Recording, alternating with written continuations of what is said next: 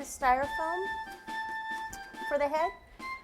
If it were Rice Krispies or if it were the cake, how I told you earlier, you could do the bottom part styrofoam and the cake up.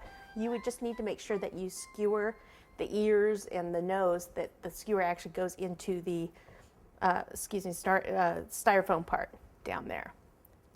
So what I'm going to do is actually place this right about in here, and you could do a toothpick. That's just what I had, so that's what I'm using. And then I want to use my clippers and just clip it off.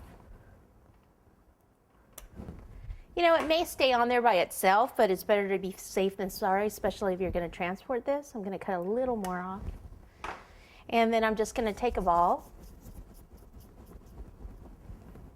something like this, and then we can get that little thing out there, a little bit of water, and the brush.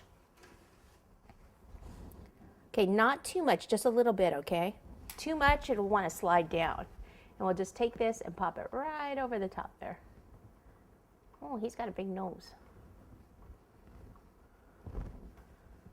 So I'm going to leave it like that if I want to make it smaller later. I think he's kind of funny looking like that though. All right, next step.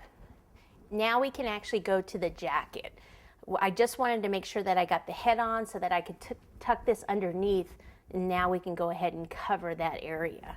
So I need to go actually to white first, because he's going to have a white shirt, and then he's going to have a red vest, and then a blue jacket.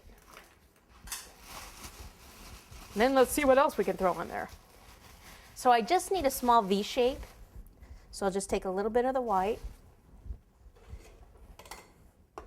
roll it out. And at the top, he is going to have a bow tie up there, so we don't have to cover everything. All right, this is just going to be a very small kind of patch.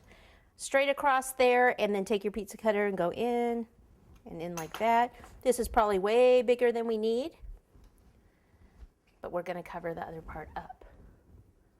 Okay, so we'll just go like that. It looks like he's wearing his little bib.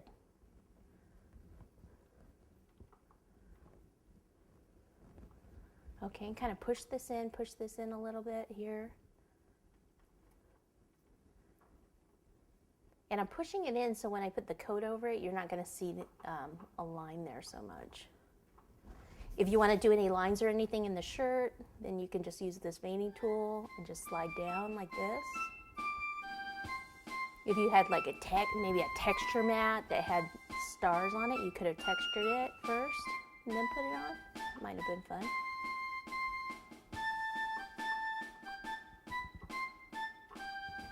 Okay,